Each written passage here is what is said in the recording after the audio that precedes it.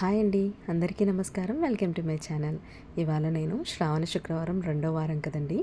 ఇవాళ అమ్మవారి కోసం నేను కొబ్బరి లడ్డు నైవేద్యంగా పెట్టాను.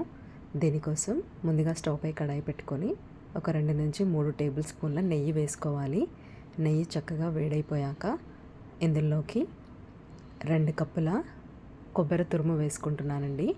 కొబ్బరిని చిన్న ముక్కలుగా కట్ చేసుకొని మిక్సీ జార్లో వేసుకొని గ్రైండ్ చేసుకున్నాను. ఇలా గ్రైండ్ చేసుకున్న కొబ్బరి తురుము 2 కప్పులు తీసుకుంటున్నాను. దీన్నంతా చక్కగా నేతిలో వేయించుకోవాలండి. ఒక 5 నుంచి 6 నిమిషాల పాటు వేయించుకుంటే సరిపోతుంది.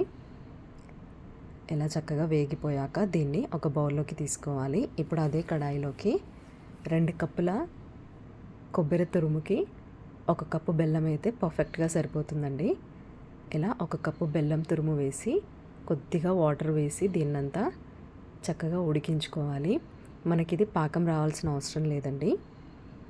ఇలా బెల్లం అంతా కరిగిపోయి మనకు నురగలాగా ఇలా వస్తే సరిపోతుంది. ఇప్పుడు మంటని లో ఫ్లేమ్లో ఉంచుకొని మనం ముందుగానే వేయించుకున్న కొబ్బరి తురుముని ఇందులో వేసి చక్కగా ఉడికించుకోవాలి. మనకు ఈ కొబ్బరి అంతా ఉడికిపోయి లడ్డు కట్టుకునేంత గట్టిగా అయ్యే వరకు ఉడికించుకోవాలండి. దీనికోసం కాస్త టైం పడుతుంది, కాకపోతే టేస్ట్ మాత్రం చాలా అంటే చాలా బాగా వస్తాయి. ఇలా మొత్తం అంతా కలుపుకుంటూ ఉడికించుకోవాలండి.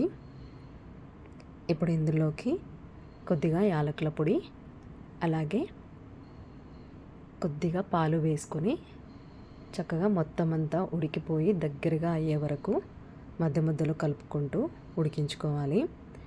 మంటని లో టు మీడియం ఫ్లేమ్లో ఉంచుకొని ఉడికించుకోవాలండి. ఇదంతా ఇలా కలుపుతూనే ఉడికించుకోవాలి, లేదంటే అడుగంటుతుంది. ఇలా మొత్తం అంతా పూర్తిగా దగ్గర పడే వరకు ఉడికించుకొని దాన్ని చల్లార్చుకొని లడ్డులాగా చుట్టేసుకుంటే సరిపోతుందండి. మీరు కూడా ట్రై చేసి ఎలా వచ్చిందో కామెంట్ చేయండి. నచ్చితే లైక్ చేయండి, షేర్ చేయండి, అలాగే ఛానల్ని సబ్స్క్రైబ్ చేయండి.